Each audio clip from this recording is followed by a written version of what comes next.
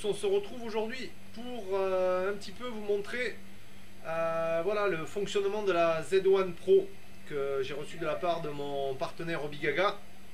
Donc voilà le berceau que j'ai réalisé en fait, et on a le retour vidéo à l'arrière.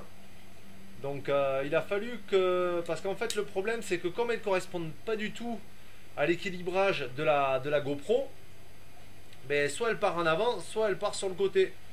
Vous voyez, donc là j'ai mis une petite pièce de 2 € sur le côté pour pouvoir ici là compenser l'équilibrage, pour pouvoir arriver à avoir quelque chose de le plus stable possible. Et en fait, donc on va commencer d'abord par expliquer un petit peu comment il fait ce berceau. Donc en fait, la caméra, alors je vais essayer de faire au mieux, la sortir comme ça. Là vous voyez, j'ai fait une partie rouge à l'intérieur.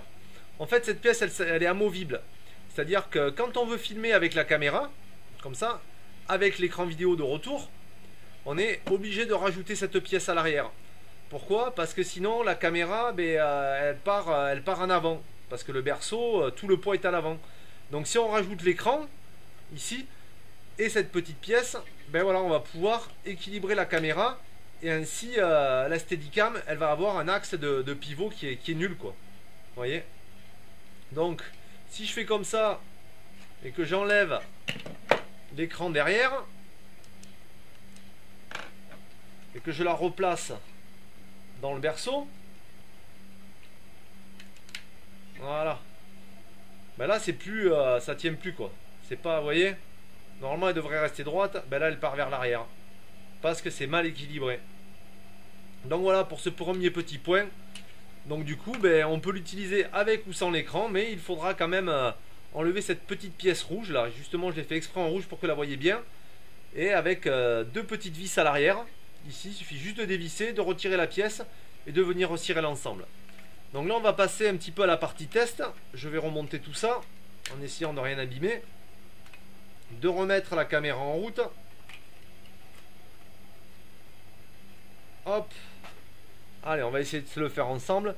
Donc ce qui est bien avec cette Z1, hop là, j'allume en bas, ensuite j'appuie 5 secondes ici. En fait ce qui est bien avec cette Z1, alors j'espère que je vais bien cadrer quand même parce que je vois pas grand chose, c'est que on a une fonction, vous voyez ici c'est pas tout à fait droit là. Donc là en fait là je peux monter et descendre, et si j'appuie 3 fois ici, désormais je peux la faire pivoter, ce qui va me permettre de retrouver l'horizontalité. C'est-à-dire que je peux vraiment, voilà, si elle déconne ou si elle est mal calibrée à l'origine, hop, je peux la remettre en place. Je réappuie 3 fois, et désormais, j'ai la montée et la descente. Ici. Et du coup, on peut voir qu'elle fonctionne parfaitement, quoi. Tous les modes, le Follow Me, il y a 3 modes qui existent dessus, mais ça, je vous laisserai les découvrir, hein. Vous savez comment ça existe, hein, comment ça fonctionne. Pour ceux qui connaissent, pour ceux qui ne connaissent pas, ben... bon, et je le fais, hein. Donc là je suis en mode classique, hein, c'est-à-dire que je filme là où je veux et la caméra suit. Si j'appuie une fois dessus, mais là j'ai bloqué ma position, c'est-à-dire que quoi que je fasse, la caméra, vous voyez ici, elle filmera toujours au même endroit. Elle est bloquée sur l'axe qui est là-bas.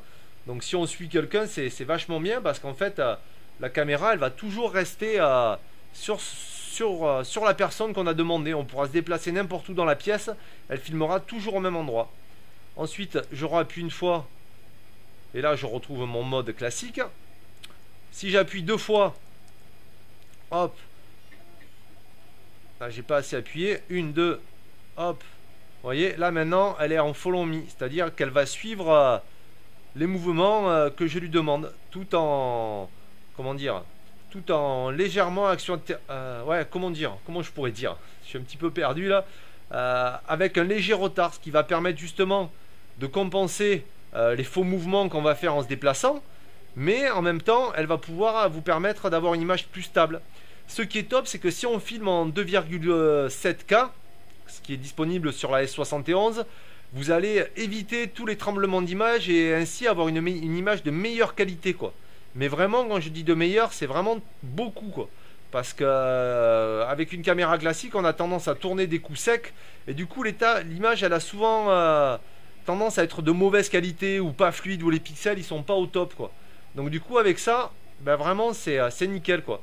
Pour revenir en mode normal, j'appuie une fois et voilà, tout simplement. Voici pour cette petite démo.